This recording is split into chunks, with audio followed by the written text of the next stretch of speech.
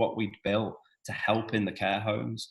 We built a very good, robust app, and for anyone who's on the call who's ever tried to scale anything into the NHS, that's quite a feat in itself.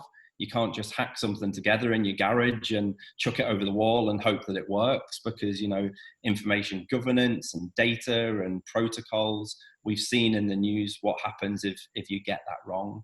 So we had a really good underlying app, and what we did was we looked at how we could repurpose it. And we worked with some of the teams over in Greater Manchester, and we launched a new product. And that product now is being used in care homes across Greater Manchester on a daily basis, and it's gathering information. So effectively, the technology is doing what it was before. It's an app, it's nice, it's easy to use, it's secure, it's reliable, it's easy to set up, it doesn't require a week's load of training, but actually we're using it for quite a different purpose. And that purpose now is to collect information in real time about the residents of those care homes, about whether they are suffering from potential coronavirus symptoms, and a number of other bits of healthcare information, really, that then feed through to clinicians and NHS teams in real time through a dashboard. And that dashboard effectively gives the NHS teams a sort of a window into the care homes. So we know that, with things like restrictions being placed on people going in and out of the care homes, with staff shortages, with staff members coming down with coronavirus symptoms, it's a very, very challenging time for the people who work in care homes now. And obviously for the residents and the families of those residents, it's a really worrying time, because we've seen in the press, things that have happened in the care homes that, maybe if in hindsight, decisions would have been made differently. So what we're doing with Safe Steps is to give our NHS teams the best possible chance of being able to help those care homes. So the app, as I said, we launched it 6 weeks ago over in our first care homes in Tameside, which is in South Manchester.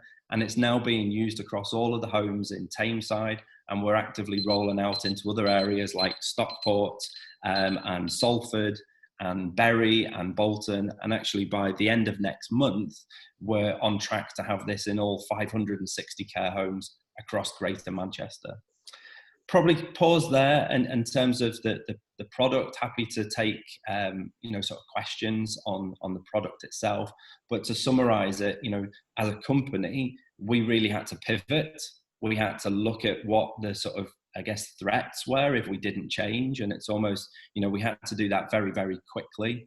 That's come with a lot of challenges, not just adapting ourselves to working remotely and spending 12 hours a day on Zoom meetings, but actually how could we co-create something with care home managers, with clinicians, with NHS decision makers in a virtual environment. And actually we've done it, and it proves that it is possible. We had the app out within 2 weeks. The first app took us 3 months to build, so it was quite a long 2 weeks. But actually, it's now being used on a daily basis. We've got great feedback, some of which you can read there on the screen, from clinicians who are using it. And this is actually being used to make a real difference, to escalate, individuals who potentially are becoming ill and deteriorating quickly, to get them into the right part of the sort of what they call the clinical pathway. So how do they, get someone from a care home, whether that's into hospital, or get them the support that they need?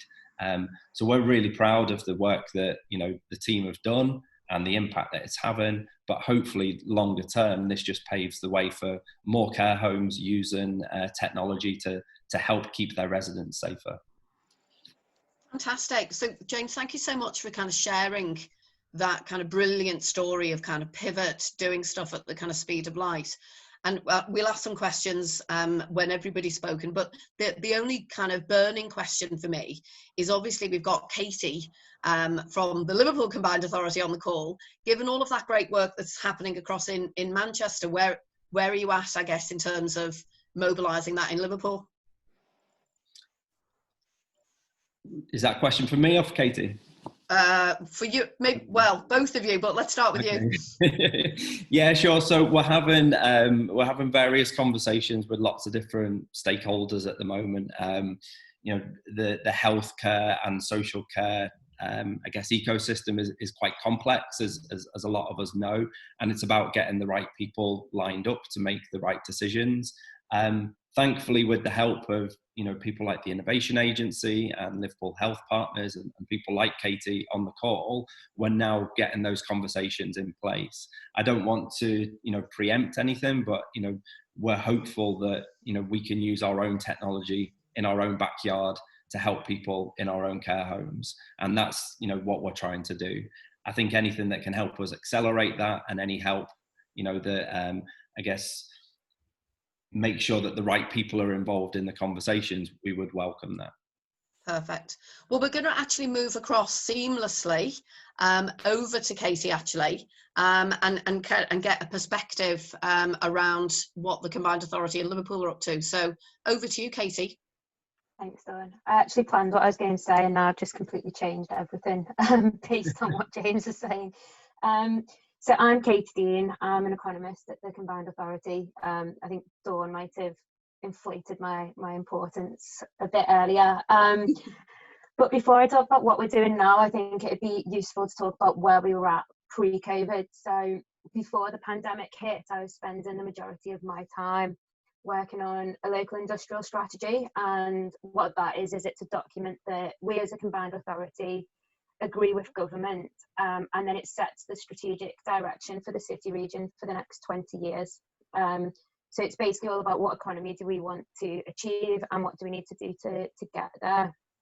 And we were in the process of signing that off with government just before the pandemic hit. One of the themes of that local industrial strategy was around tech for good.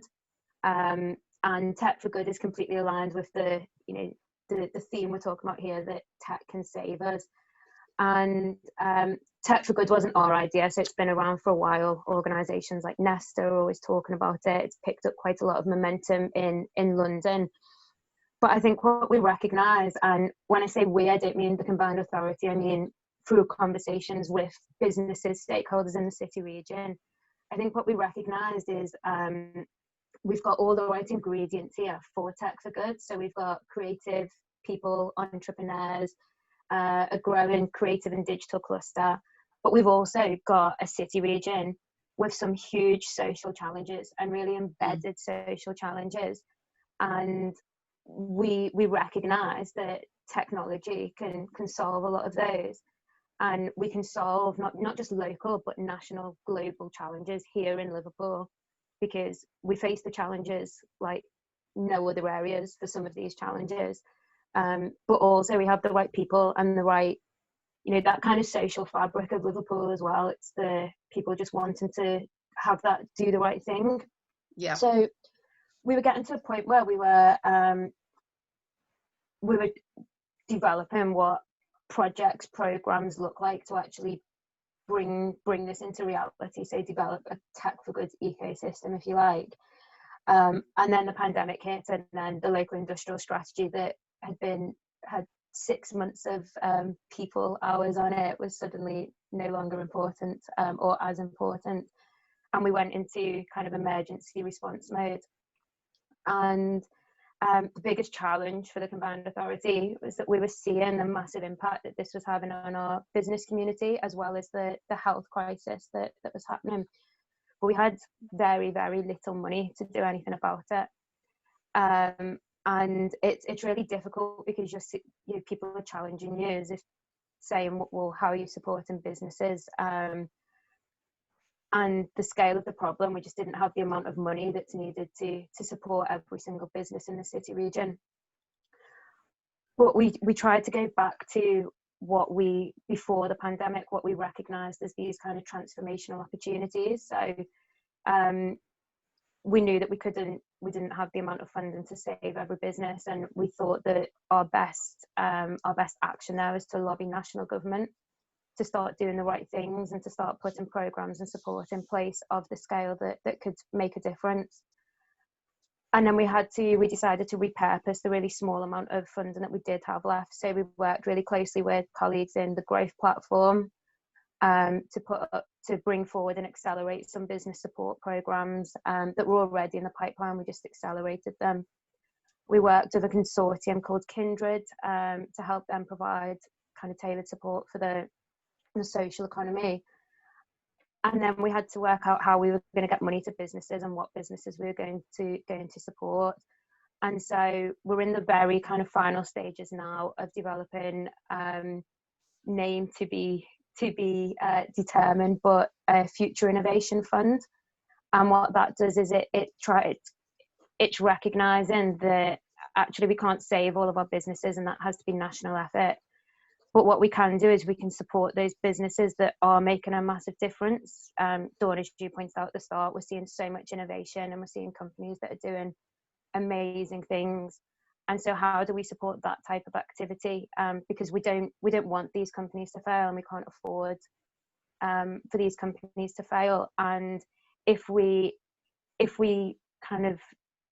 thought that tech could save us, or if we thought that we should be investing in tech for good before the pandemic, then nothing's changed. Actually, we need to take it even more seriously.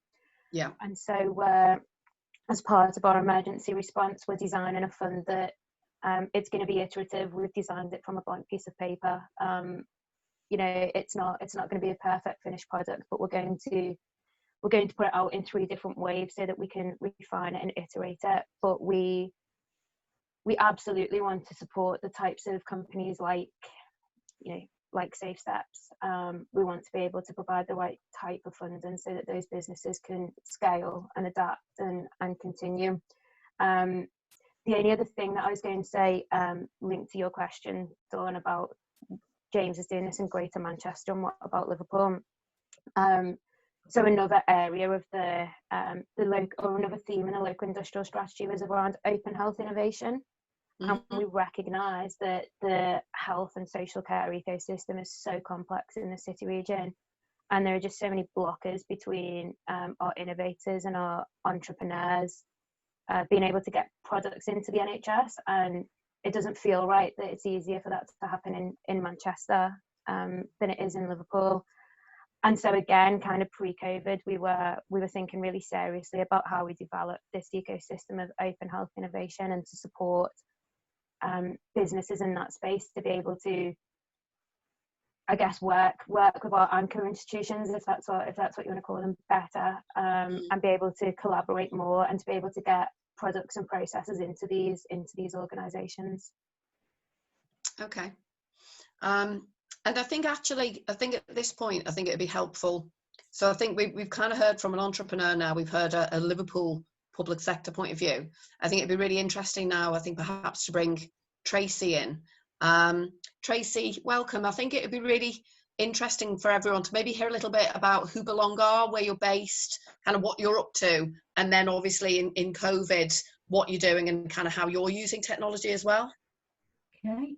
Yeah, thanks everybody. Nice to see everybody, and my colleague is also on the call somewhere, Chris. Okay, so Belong Villages we're a not-for-profit organisation that operates in the northwest, Wigan, Cheshire, Staffordshire, and we currently have 7 villages. We're developing another 2 villages. We predominantly provide care, nursing care, end-of-life care, dementia care for older people. We also have independent living, and we have a domiciliary care. We go out into people's own homes. And basically for us, everything that we've worked towards over the last 14 years of creating very vibrant communities that are welcoming of the community to benefit older people really has been turned on its head. We've absolutely turned the organisation more into, I guess what we're running at the moment is safe and caring care homes. We had to close the villages very early on to the general public. Our bistros and our hair salons were some of the first areas to close. And then we had to make the difficult decision in March to close to visitors, to where we are now really as essential visitors only. So that is family of somebody who's at end of life care. So that was a really difficult time for us to work through. I have to say, personally, it's been the most difficult time in my career, and I've had a long career in care and nursing, and it's, for many of us, still very, very challenging. But I think, you know, technology has been really at the heart of how we've continued and how we've turned things on the head. The first thing we had to establish was connections for people, really, who were used to having people in and out, families, daughters, spouses, to come and see them. You know, how would we keep those people in touch with one another? And the teams have been absolutely fantastic. I have to say, a lot of the staff themselves have probably in the early days used their own FaceTime, their own WhatsApp messages. You know, we've got good relationships with families and got those connections in place. We've used things like Skype and FaceTime, but also some of our gym equipment that we have. The SilverFit had cameras on it. We've used our laptops and our tablets. So whatever we could get going, we got that going in the first place. The other thing with connection is that we use electronic care planning. So we use some software called person-centered software. Thank goodness we have got that in place, because that has the relatives gateway, and our families can follow up the progress of someone from their care perspective and their daily living, but also now to upload videos and photographs and keeping in touch with the families. The other thing, it's interesting to see, obviously, James, with Safe Steps looking at the COVID app, because we are having to record all of the symptoms, which for older people, probably a lot of you have read, is not just the typical temperature, cough and taste. There's lots more subtle signs that we need to track for older people that are just not being, you know, it's not always obvious that they have the symptoms. We've had, unfortunately, a lot of deaths in our care, in some of our care villages. So we've had to set up trackers, both for staff and for our residents. We've set up databases, everything really to keep ourselves informed. And certainly the COVID symptom tracking, we've expanded to those people who live in our apartments, who are a lot more independent, because we have a duty of care to support those people who are self-isolating as well as our customers in the community, and keeping our staff safe as well. The other thing that we've done very quickly was set up our method of internal communication. So we were relying on an intranet, and Chris, who's on the call, has very quickly set up our Buzz website. So it's an internet-based method of sharing if you can imagine, the policies and the procedures and the guidelines that we've had to develop very quickly, and almost on a daily basis in the early days when the Public Health England were changing the PPE and the infection control procedures up by the day. So keeping staff communicated with using our new brilliant internet site that we now have loaded onto people's phones, using apps as well for that. Interestingly, on falls, that our falls have reduced because, of course, people are not moving about as much, and that's not necessarily a good thing, but I can see where the emphasis needs to change.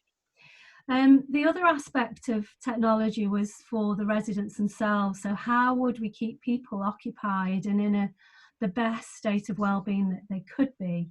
So we've created some exercises on YouTube, so that we can stream some of those through the internet into the households our households are only 12 people in each household. We have 6 households in a village, so they're very cocooned at the moment. And how do we keep those people in well-being? We're using the Alexa, we're using it for reminiscence, for playlists, virtual parties, virtual birthday parties, streaming into live entertainment, people are used to coming into the village to entertain, and now linking in on the various channels, exercise, yoga, things like the virtual zoos. The staff are coming up with all these, by the way, not me. So there's a real importance of how do we keep, and this is a longer term for us as well, because the new normal is going to go on for months now for older people. Yeah. So how do we keep that going? And then really for our teams, you know, we had to very quickly, like many organisations, start to work from home. So how would we, you know, we've made sure that everyone has the technology to work from home, but also stay connected with the villages. We have a regulatory responsibility and governance responsibility to make sure the care that we're providing in the village is safe. And without being able to visit now, you know, how would we tap into that? And having as much online really has been really important. Developing audits, using again as much as we can get. I guess going back a bit, having person-centered software and using electronic care planning and using phones that the staff have got used to now for that, we can now start to add the apps onto the phones. So we're taking the technology to the staff in a way that they're used to using. So audits, obviously assessments, etc., going onto those phones. I think using things like CCTV has been important for things like compliance. How are we using our PPE? How are we disposing of our waste? You know, it's all of those really. Another big area for us is recruitment. So we've again turned it on a head of how to recruit people when you can't bring them in for interview. So we have a team that's been doing online interviews. We've linked in with whatever methods our candidates could use for that. But we've managed to recruit over 90 staff in the last 12 weeks, which is absolutely amazing because, you know, it's been a challenge in the care sector for some time, and we've used the opportunity of people actually positively wanting to come and work for us. So moving forward, we will definitely look differently at that. And then the other aspect is training for staff, onboarding. How do we train staff without as much face-to-face training? So we will provide some face-to-face, but we're currently looking at how do we develop short training sessions, webinars. We've got trainers working from home who are socially isolated. So how do we make the best use of that? And the other aspect, I guess, is our more linking in with the NHS. We're having to use the capacity tracker now, and so the information we're providing to the NHS and the local authorities, we just have to make sure that that's not replicated by whatever the public sector and the NHS are expecting of us as well.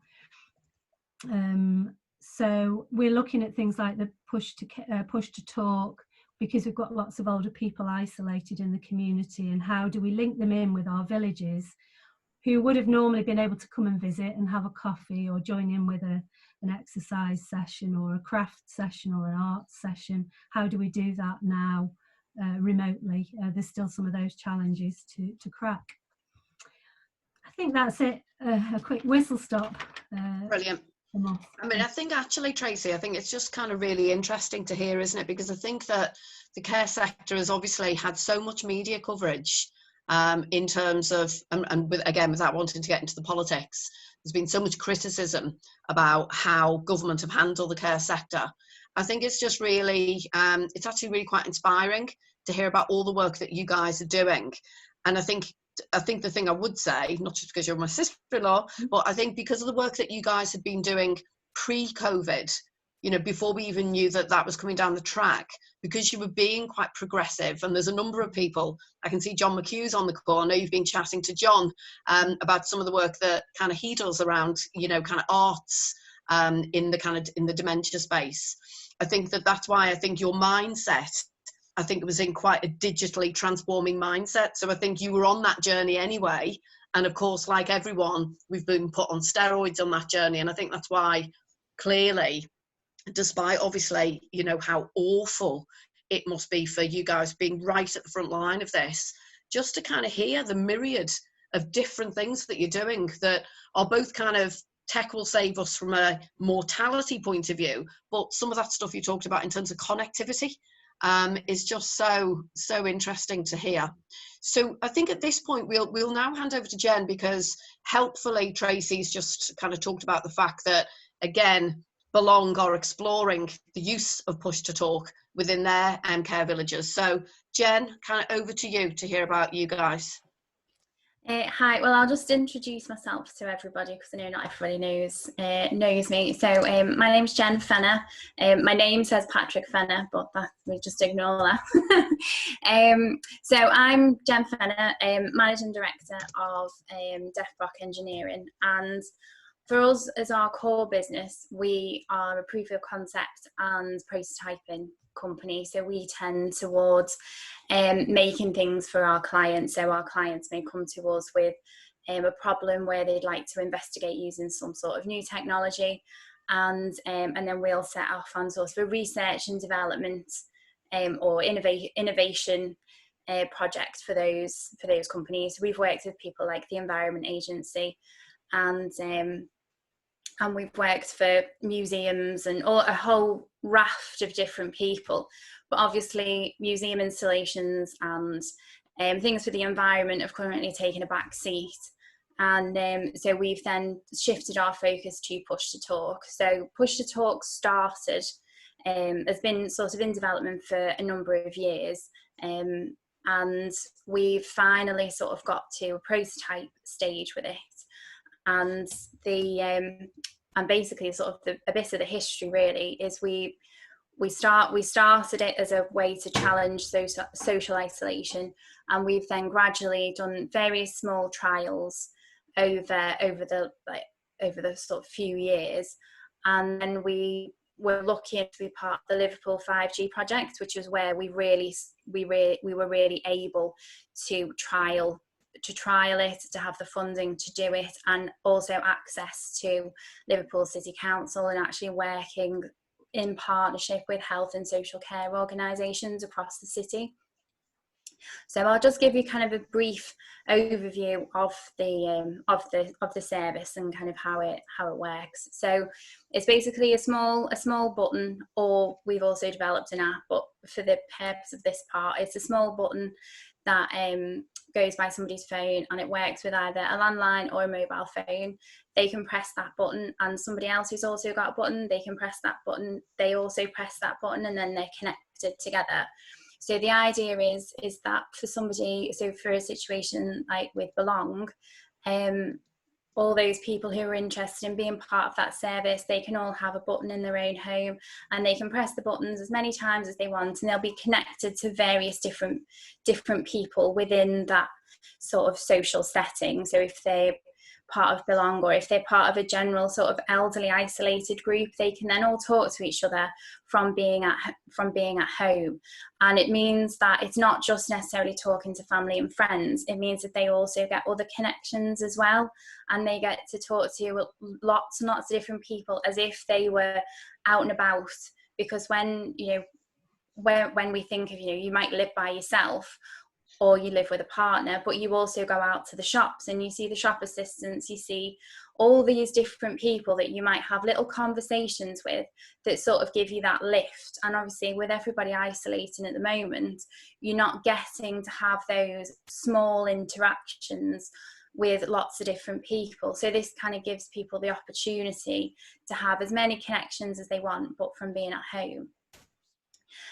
So as part of our sort of pivoting point, I suppose, we then developed an app, and we sort of roughly done one as part of the 5G project as a way to in response to some of the feedback that we'd had. So we've been working with a organisation called Local Solutions, and they're basically funded as part of Liverpool City Council, and they look after unpaid carers. So an unpaid carer is somebody who looks after a family member in their own home, so say like a husband or a wife who might be suffering from dementia or mental health problems or physical disability. And those people at the moment, like those people, like kind of pre-COVID, they were potentially delivering sort of 22 hours worth of care every day. They weren't getting to go out as much, they don't get to socialise. So although they're not sort of in the what you would deem a kind of traditionally isolated group, they are actually quite isolated because they don't get to see as many people as they'd like to, or they feel guilty for going out. And at this point at the moment, they had a lot of services delivered through local solutions, such as crafting or cooking lessons or just going for a coffee morning. And obviously all of those things have been taken away. And we developed the app as a response to that, because a lot of those people are over quite a broad age range. So you've got people who may be sort of in their sort of 40s all the way through to sort of in their 70s, and that kind of group of between 40 and 60 tend to all have smartphones. So it made sense for those people who did have a smartphone to be able to access the app, and it was something we could do quickly. Because we already had kind of the rough outline already, and that is now up and running. That's been up and running for about the last 4 weeks. We've had lots of interest. We've had lots of people signing up, and we've been able to actually start using that service now, which has been really, really good to see, and we've had a lot of positive feedback so far. And then in terms of the hardware side of things, the reason we developed a hardware button was because a lot of, especially the elderly people, especially sort of, if they're in their over 70s, don't necessarily know how to use smartphones or iPads or those sorts of things. And I know that's sort of a generalisation, but that seems to be, from the work that we've been doing, that seems to be what we've found. And also a lot of elderly people, they don't necessarily have internet access in their home. So from one of our first trials with one of our early prototypes, we found that 50% of the people who were put forward, so I think out of sort of 200 or so people that were put forward, 50% of those didn't have broadband connection, which meant that they then couldn't take part in the trial. And we then had to really rethink kind of how we use that, how we're able to kind of bridge that digital divide. So we use a new technology called LoRaWAN, which is a long range wide area network. And in areas where there's deemed to be quite a lot of people who are isolated, we can then put up this gateway, which is essentially like a router for Wi-Fi, but the signal that you get is much wider ranging, which means it can kind of cover like a whole area rather than just sort of one person's house, which is what we're now looking to do as part of scaling the project and scaling the device. So we're looking to move the hardware prototype that we've done to kind of the same stage as the app, where it can just be rolled out and given to people as and when they need it. And we're talking to quite a few councils. So obviously we're working with Liverpool City Council, and we're also looking to work with Berkshire Council. We've got some housing associations that are interested. Obviously we're discussing things with Tracy and Chris at Belong. And yeah, we've had lots of really positive feedback and lots of people really interested in how do we actually get this moving. So I'll leave it there because I feel like I've talked enough, because we want to have questions. So, right. Yeah. Thank you, Jen. And I guess just to be kind of really kind of clear on the kind of the Liverpool City Council piece, just to kind of keep it, I guess, quite simple for everybody. Is that kind of moving at pace? Are we kind of feeling, because obviously we're in kind of crisis conditions, and we're obviously trying to kind of move with kind of some degree of kind of speed. Is that kind of moving, or is it kind of quite slow? It is moving, and it isn't at a super fast pace, but I think the difficulties that especially social services are facing at the moment is that they can't visit a lot of the vulnerable people, so they're doing a lot of phone calls and things like that. So we're still trying to find a way so that they can actually get the technology safely. And just sort of working through some of these problems. And obviously it is a bit of a slow process, but as Tracy said, this is going to be something that's going to go on for quite a long time, and that actually we need to be thinking in terms of the long term. So although we haven't rushed out and delivered 1,000 buttons in a couple of weeks, it's all about the kind of the long term planning and how do we go about this. So we're still in the sort of strategy, problem solving phase at the moment. Okay, and I'm not sure whether he might have had to hop off actually, because I know that that Gavin was here from Sefton Council, for example. I'm not sure whether or not, and maybe this is a question for Katie Dean actually, which is, are kind of local authorities, will they have the budgets to move on initiatives such as this, or will stuff like this have to come through at a combined authority level?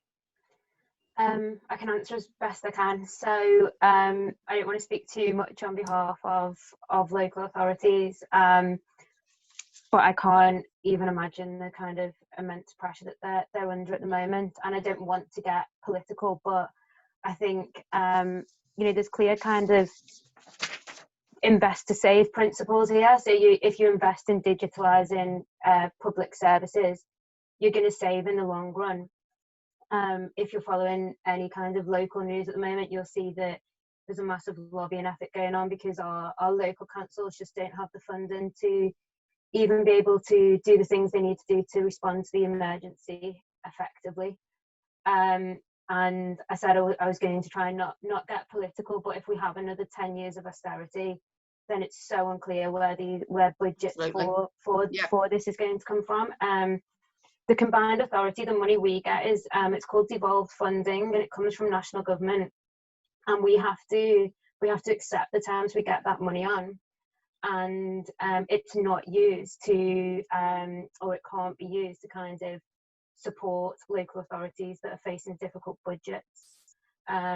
So it means that projects like this can sometimes fall between the cracks, because if local authorities don't have the financial resource to be able to invest in these things, and then our gain, what we call our gain share funding, can't make up shortfalls in local authorities' budgets, then it's really difficult. I guess it just shows the importance of we really need to, as a combined authority, I guess we really need to lobby to make sure that we're not facing another 10 years of austerity, but also we need to really start rethinking how public services are delivered and how we can support local authorities to invest in these kinds of services. Sure. I'm just mindful of time, and there's a couple of questions that have came through on the group chat. So in the interest of, we'll keep everyone muted. I wouldn't normally do this, but just to keep it timely. There was a question, because I got thrown out of Zoom and I've had to come back in. There was a question earlier from somebody around, I think there's been obviously a lot of our conversation has been talking about innovation in the elderly communities. Are there any insights that anyone within the core panelists have, or indeed within the broader group, in terms of any kind of progress or innovation that is happening in terms of learning disability? Just wanted to make sure that question had been tabled. Anyone doing anything in that space or no?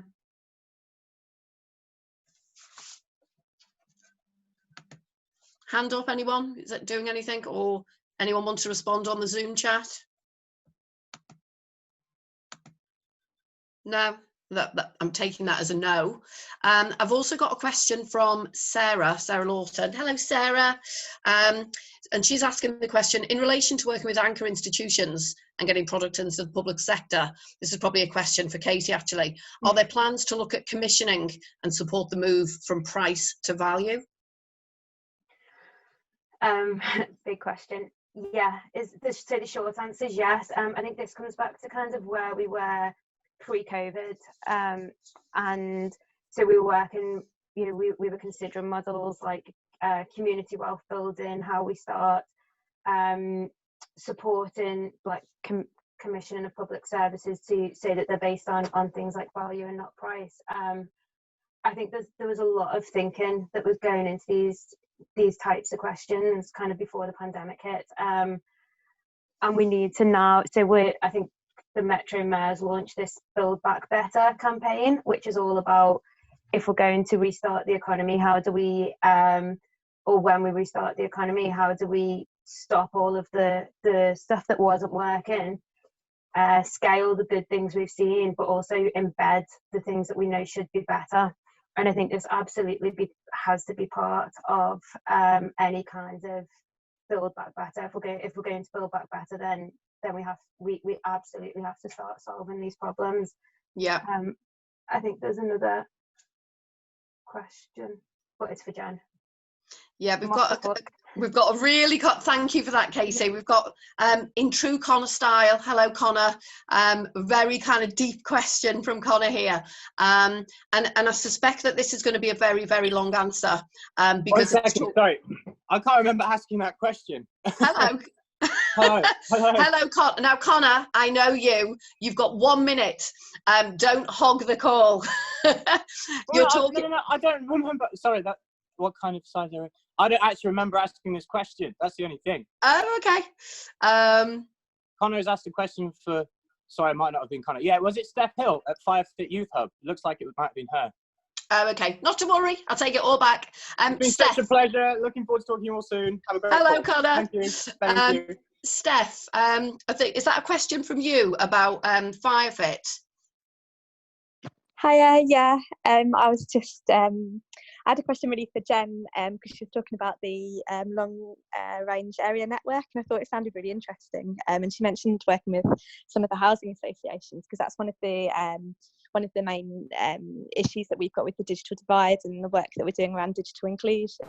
So I just wondered around like what kind of area it would cover, and also thinking from the Firefit perspective, which is a youth super youth zone that we run as part of our service at Taurus Foundation. Just how it could kind of connect with addressing the digital divide for young people as well as older people.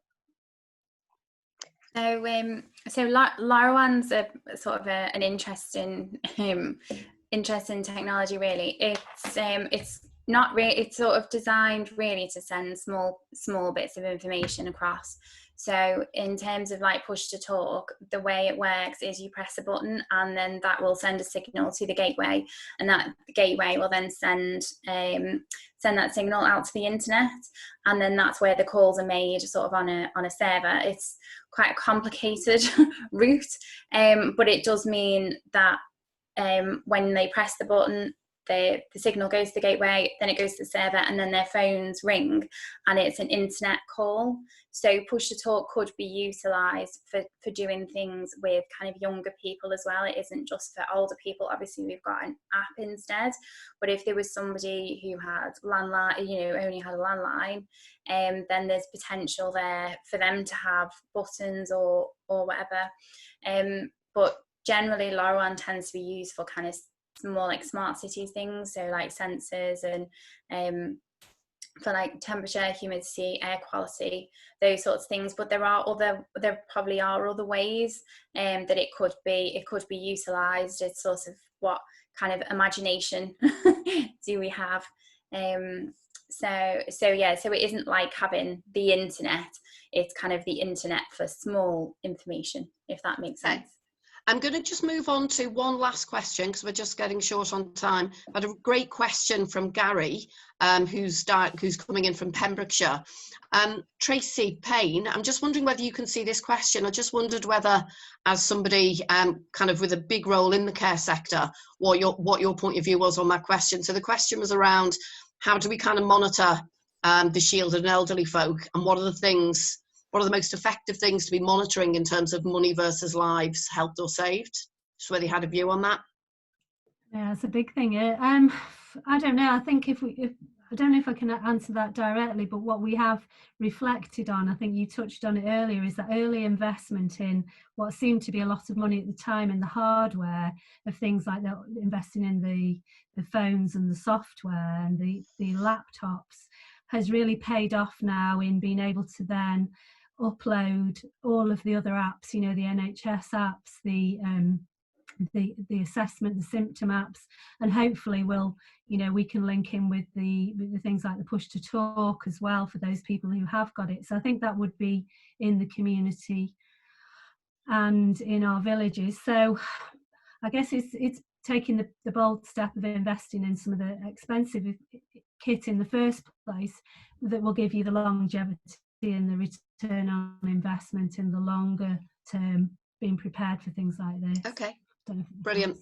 Thank you so much, Tracy. Well, I'm going to kind of draw things to a close. I think this has been it kind of feels like it's gone really quickly. I think we could have actually spent a lot more time on this and actually had a whole bunch more questions. If anyone does have any further questions or things that they'd like clarity on, as I mentioned at the start, the whole objective of this exercise was to join the dots, get more collaboration, collectively kind of work on how we can scale different things. If there's stuff happening in Manchester, how do we get it going on in Liverpool and vice versa? So hopefully everyone's found it a useful and actually really quite inspiring session in terms of all the brilliant work that's happening in all kinds of different guises.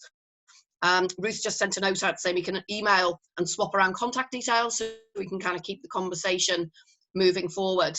And I think maybe to just kind of draw from what Katie was saying, I think absolutely that notion of how we can all build back better is I guess the hope for everyone to have, and that actually as we come through the other side of this, and I think using Tracy's kind of language around we've all been in a bit of a cocoon, that if we can maybe come through and it's a better normal rather than just a different normal, then hopefully we'll have all got something out of this really quite scary experience. So thank you so much for everyone's time today. Keep on promoting all the great work that's happening from our entrepreneurs. If anyone can kind of do any more to support James and Jen, then keep your thinking caps on and keep advocating for all the brilliant work that's being done.